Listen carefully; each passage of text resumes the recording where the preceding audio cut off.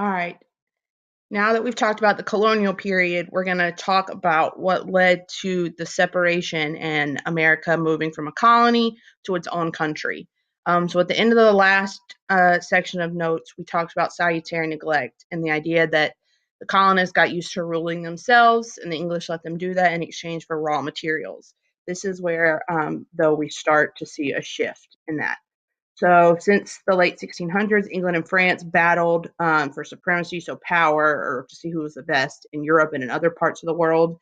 And then the result of that spilled into North America. So, when we talked about the reasons people came over to the colonies, it was gold, glory, and God. So, here's kind of the glory piece of it, right? Each mother nation wanted these colonies because it meant more power and more land throughout the world. So, it was a strategy piece also. The French and Indian War resulted from a land dispute between the French and the English. So this war was fought between the French and the English. It was fought in the mid 1750s, and the British won, so they gained a bunch of territory. The effects of this, though, was the tension started to grow between the English and the colonists. And this was because England went into a bunch of debt to fight the war. And as a result, the English felt that the colonists were the ones that should pay for it. So they felt because it was on colony soil that the colonists were the ones that needed to kind of pay to make up for it, even though it was the English that decided to get into the war. The colonists, though, said, well, no, the protection is just kind of part of your job as the ruling body of this colony.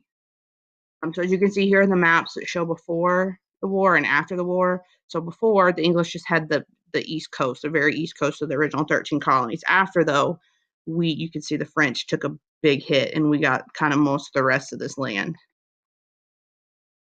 So the war itself lasted from 1754 to 1763. It was to prevent conflict with Native Americans over settling west of the Appalachian Mountains. So there was an agreement struck that said, all right, we're not going to settle west of these Appalachian Mountains. In exchange, Native Americans, you won't attack us. The farmers, though, wanted the land because the land was obviously very profitable. To pay off war debts, Britain placed steep taxes and new restrictions on the American colonies. And so this is when stuff starts to get bad.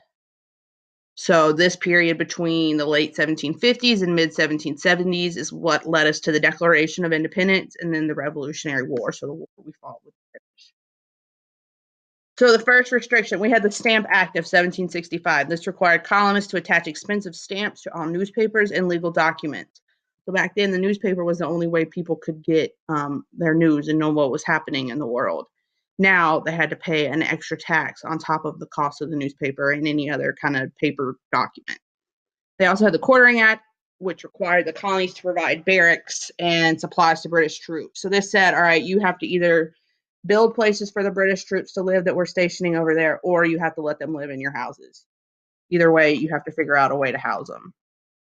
In protest to the new restrictions, colonists decided to boycott British goods, so they refused to buy them in hopes it would kind of hit the British where it hurt in their pockets.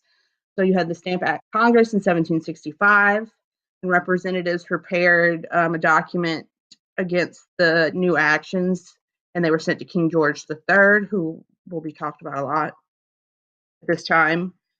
This was important because this was the first time the majority of colonies joined together to oppose British rule. So you remember we talked about that in the beginning, most people were completely loyal to the English. But this kind of showed the first time that the majority of those colonies then banded together to hopefully win a fight against Great Britain.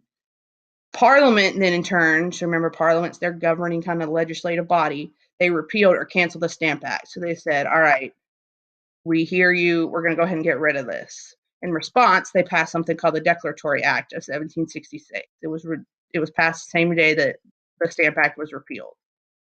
This, though, said that Parliament had the right to tax and make decisions for the American colonies in all cases. So they kind of said, all right, we hear you, we'll get rid of the Stamp Acts, we'll do what you want. But then they also passed something that said, all right, we're going to pass something that says you really don't have a say-so and we can do whatever we want. In 1767, they passed the Townshend Act. This legalized use of writs of assistance to assist custom officers in arresting smugglers. So writs of assistance are basically like search warrants in a sense. They let the custom officers search through the stuff that was being shipped. So these all kind of angered the colonists, obviously. And on March 5th, 1770, we get the Boston Massacre. So what this was British soldiers fired into a crowd of protesters, and it ended up killing 5. Now, when you hear massacre, normally you think of more than 5 people, but it was kind of dubbed that, it was named that, because if you get a newspaper that says, British soldiers kill 5, or you see a headline that says the British, created the Boston Massacre, you obviously get this picture in your head that the British were just going out there and killing every colonist in sight. So it was kind of it was a publicity stunt in a sense. It happened, but the name was kind of amped up. So colonists resented the new taxes, and this is where we get the no taxation without representation saying. So they were saying, well, we don't have any say-so, so you can't tax us because you're not hearing what we're thinking. In 1773, Parliament passed the Tea Act. This made British East India Company tea cheaper than any other in the colonies, giving the British the advantage over any colonial merchants that were selling tea. In December of 1773, a group of colonists dressed like Native Americans and dumped 342 chests of British tea into Boston Harbor. In the reaction to this, which was called the Boston Tea Party, Parliament passed the Coercive Acts. The Americans called them the Intolerable Acts. And these laws restricted colonists' civil rights even further. And here you've got some paintings that kind of depict the colonists going on. And here you can see especially them dressed like, it's very insensitive, but they were dressed like Native Americans. And then so here we go. Here are the 13 original colonies. And then, of course, we gained more land after the French and Indian War. So First Continental Congress. So colonial governments banded together to fight the Intolerable Acts. In September of 1774, 12 colonies sent delegates to Philadelphia to discuss concerns. Everybody but Georgia went to represent American interests and challenge British control. It lasted 7 weeks. They sent documents to King George III demanding him to restore or give back the colonists' rights. They made a plan to extend the boycott on British goods, so protest buying them. In April of 1775, King George responded with force. 2 battles between British and colonial troops in Massachusetts at Lexington and Concord happened. So those were the first 2 battles, essentially, of the Revolutionary War. And here's another painting representing what the Congress looked like. So the Second Continental Congress happened in May 1775. Leaders met again. Not every member favored independence. Some didn't think colonists would ever be able to beat Great Britain, and others were still loyal to their home country, meaning England. They debated for months, but as the months went on, support for independence grew. So here we go. Here's George Washington. He was the president of this Congress.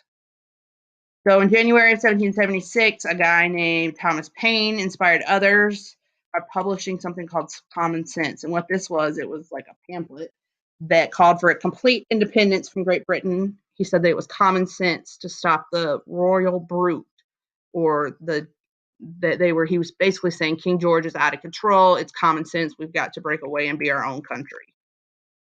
And this is kind of what got colonist support for independence up.